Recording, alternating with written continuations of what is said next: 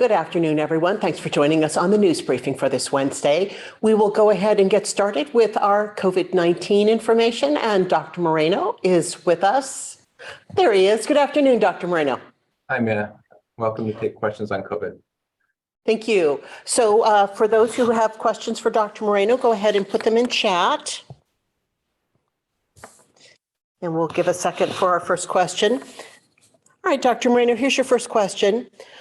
Though COVID-19 hospitalizations in Monterey County are down this week, COVID-19 case and test positivity rates have ticked back up. Are we seeing the consequence of only 18.4% of county residents receiving the updated bivalent booster? Yeah, thanks, Matt. So my team and I would say that the COVID case rates are stable right now. And the positivity rates are stable at this point. And the number of individuals who are in the hospital with COVID are also stable. So I think we should, as a community, continue to do what we can to try to keep the transmission as low as possible, which includes making sure you've gotten all your vaccines against COVID-19, and of course, staying home if you're sick so that you don't infect other people, expose other people in the workplace or at school or other gatherings. Thank you, Dr. Moreno. Next question. As you stated before, the Omicron subvariants are more easily transmissible and are dominating case rates. Does that mean with low bivalent booster rates, we'll continue to see COVID-19 numbers rise and fall in Monterey County? So there's still lots of work to be done, ongoing work to be done to determine or to characterize the various variants that emerged during this pandemic. What we've seen so far during this pandemic is that up to this point, regardless of which variant emerges, the vaccines that are currently authorized by the FDA and recommended by the CDC do reduce a person's risk of getting sick, reduces the risk of having serious illness, and reduces the risk of being hospitalized. So regardless of which variant is out there, still recommended that people get vaccinated to protect themselves against serious illness from COVID-19. Thank you, Dr. Moreno. Next question. With the lifting of the COVID-19 emergency declaration coming, can you explain why it is so important for people to get people in the community to get the bivalent boosters? Thanks, Maya. So the state and federal declarations are expected to expire or be terminated in the near future. And if that happens, there will be some changes that some perhaps businesses might notice, but overall, there may still be transmission of COVID-19 before the declarations end and after the declarations end. And so it's still very important for people to get vaccinated as soon as they're eligible and as soon as it's recommended that they get vaccinated against COVID-19, regardless of when the declarations, regardless of when the state of emergencies will end. Thank you, Dr. Moreno. Any other questions for Dr. Moreno today on COVID-19? Seeing none, thank you very much, Dr. Moreno, as usual, for answering these questions. You're welcome, Ann. So we're going to move on and talk a little bit more about storm recovery, and Monterey County is certainly in the recovery process from our winter storms. For the last several weeks, recovery efforts have been underway, and we're very pleased to have Kelsey Scanlon with us. She's an emergency planner with our Department of Emergency Management, and she's going to talk a little bit about a program available to property owners. And then I'm not sure you're able to talk about the recovery assistance centers, but we do want to encourage people to go if they have not. Yeah, that would be great. So essentially the county, in collaboration with the National Resource Conservation Service, the local program, have partnered to provide property owners who are immediately adjacent to any of the rivers that experience flooding or have parcels that extend into the river or beyond the rivers, or parcels that are close to the river but maybe not touching the river that experienced flooding.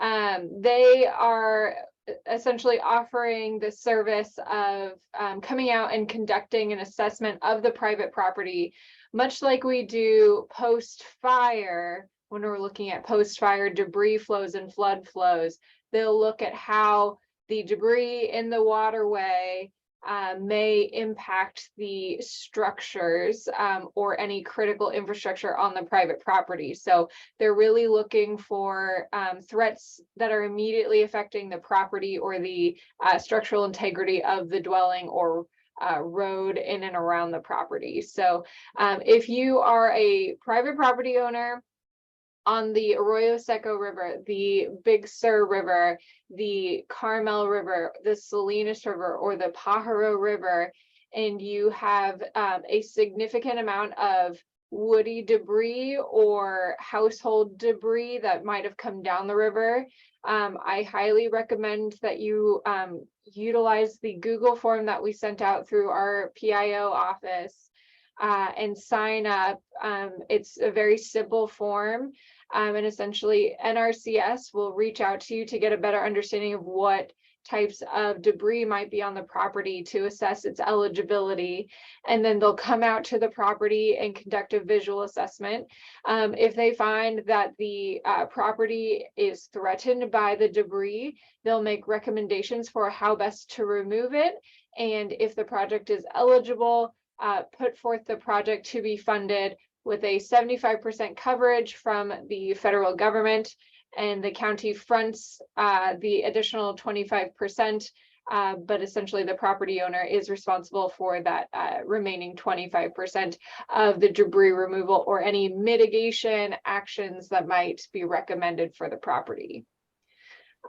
You can, if you are a farmer as well, this is also a great opportunity to access USDA programs. So I highly recommend that you fill out the form, look for a call from Desi Ramirez or Ari from the local NRCS program. And Kelsey, I'm hoping you can talk a little bit more about that split where it's 25, 75%, and this could be a tremendous amount of work that's required. So really, this is a really fantastic way for people with property to try to get this cleanup done. Exactly. So typically post-fire, what they'll do is identify ways to divert mud or boulders if there is a significant amount of precipitation that brings down debris that threatens private property. So you'll see solutions that include like large swaths of K-rail that protect the private property. So these aren't small projects. These are very large projects that are quite financially cumbersome typically for private property owners. And Kelsey, I was just able to grab the Google form and show people what they'll need to provide. And also it's important to note there's a deadline, and you might want to talk about that as well. Yeah, so we have a specific window of time that we have to conduct the assessments and to actually implement the projects. And it's about 60 days post-incident. And I believe the incident did, in fact, end at the end of January. I believe they just set that date yesterday. So private property owners should try to fill this out as soon as possible so that we can get the work going. And we will follow up with all of our media partners, a reminder of sending out the link to that form, and just encourage everyone to spread the word. Thank you. Thank you very much, Kelsey, for sharing this with us. Oh, the LAC. Could you talk a little bit, not LAC, but now we're just in talk about the transition. We're transitioning from our local assistance center to a FEMA disaster recovery center. And what does that mean for people? Yeah, so I think people use the words interchangeably, and they're very similar in concept and location. But essentially, a local assistance center is the same exact thing as a disaster recovery center. However, it just means that the local jurisdiction is managing it. So when it was the LAC, it was essentially managed by the county. And now that it's transitioning to a disaster recovery center, it will be managed by FEMA.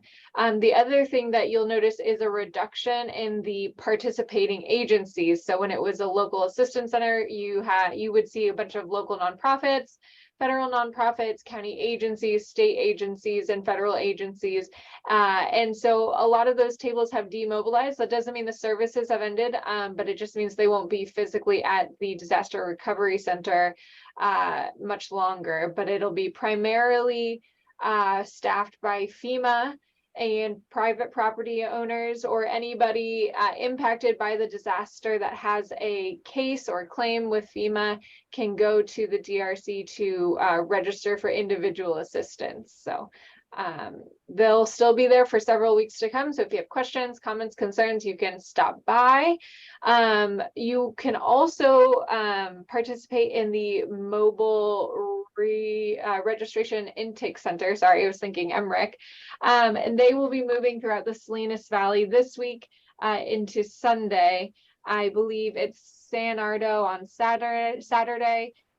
Friday is still in King City.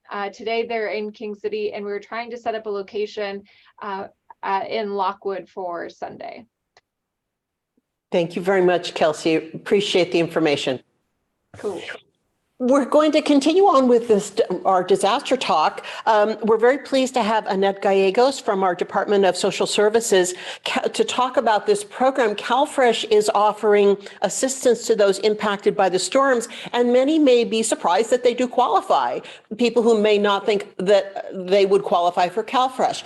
Thank you very much, Annette, for joining us to talk about this program. You're on mute.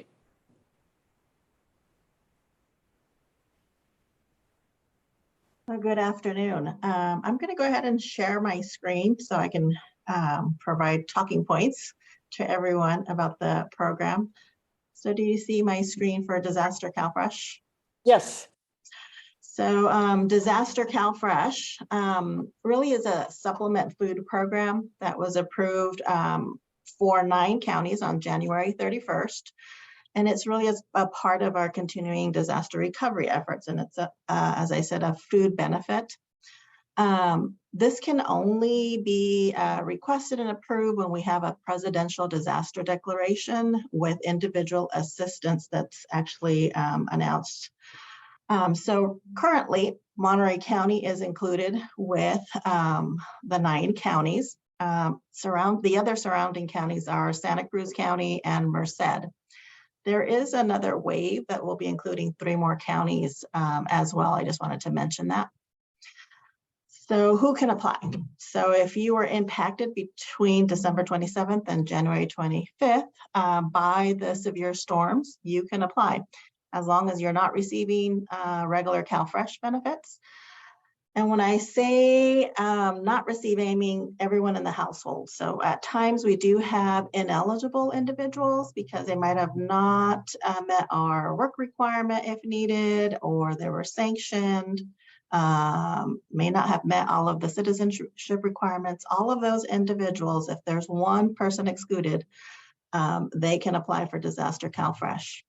In addition to that, you have to have money that was spent on because of the storm. So that could have been a temporary shelter expense, evacuation expense, or an expense for food. So if you had a power outage, you may have had lost income. So your income was disrupted for a week, 2 weeks, 3 weeks, or you could not access liquid resources, or if you had damage to your home or business. So you just have to have one of those items. So this is a very short period of time that you can apply. So February 6th through February 15th. And as you can see on my PowerPoint, there is kind of a lapse. So like the 13th of February, that is not one of the days that we are processing Disaster Calfresh. And that's because some counties of the 9 have that as a holiday. However, if someone applies in person or online, that application would be considered a February 14th application. So how you can apply online is benefitscal.com, and you will see Disaster Calfresh on that website. You can contact our customer service center at 877-410-8823, or come into one of our 3 district offices. We have one in Salinas, 1000 South Main, in King City, 116 Broadway, or in Seaside, 1281 Broadway. Requirements. So I mentioned that you can apply, but you have to actually complete an interview with an eligibility specialist to meet the requirement of an application. So by phone or in person, if you submit an online application, we will call the applicant, but we need to ensure that individuals are notating a telephone number. So if you don't have one, we can't complete the interview. So please call us or come into our office. The county will request proof of identity for the head of household if we don't have one from a prior application. And the worker will let the individual know if there's any other information that's required. I do want to note that citizenship requirements are suspended for this program. And as many of you know, Calfresh is not a public charge program. Once the Disaster Calfresh program is approved, the benefits are provided via the electronic benefit transaction EBT card, which is really like a debit card that you can use to purchase food. And the eligibility specialist will inform the applicant where they can pick up an EBT card. We can mail them, but we have a 72-hour requirement to get an EBT card to applicants who are eligible. Disaster Calfresh is a 1-month benefit, and there are income limits. So I did want to provide what the limits are. So Disaster Calfresh is a little bit different than regular Calfresh. We look at kind of the net income of the individual plus any resources. So that could be cash on hand or money that's in a bank account that's available. So an example is a family of 4 could have up to $3,130 per month and be eligible for $939. So for Disaster Calfresh, if you're eligible, you receive the full allotment amount. It is not prorated, and we do not deduct any of the income deductions from the allotment.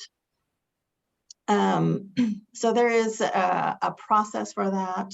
We are hoping that we receive more applications in the next few days for those that are eligible. So far, we have had a little over 50 applications. We're hoping that those that are in need can apply.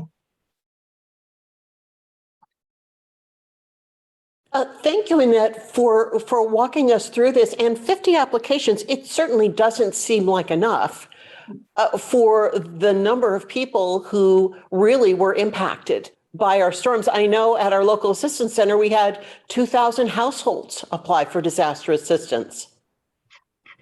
Yeah, so we are encouraging as many of our county residents to apply if they don't feel that they are, eligible. We do provide deductions. The regulations allow us to provide deductions for expenses that they incurred. So the expenses, if you might have gone to a hotel or motel or had additional expenses, those are allowable deductions. So we are encouraging individuals to apply, not just to look at that number. If you had any other expense, please call us and we will go through the interview and see if you're eligible. And I was hoping you might walk me through an example of someone who might not think that they're eligible, but really they do have eligible expenses. Is there kind of a scenario where someone could say, well, my wife and I both work, and but I couldn't work that 1 week, and we couldn't leave because we were evacuated and I couldn't get back to my workplace. I mean, what are some of the things that people might not think about that would make them eligible? So for Calfresh, we allow the expenses for your mortgage for your utility allowance. Any additional expense that you might have had, if, let's just say your fence was broken and you needed to repair that, and that was expense that you incurred now or last month, we would be able to allow that as a deduction. So if you had $5,000 in income and you spent $1,000 on your repairing your fence, you have a mortgage and your utility allowance, then that all can make you eligible as long as it comes out under the $3,130 in the budget that is calculated for a family of 4.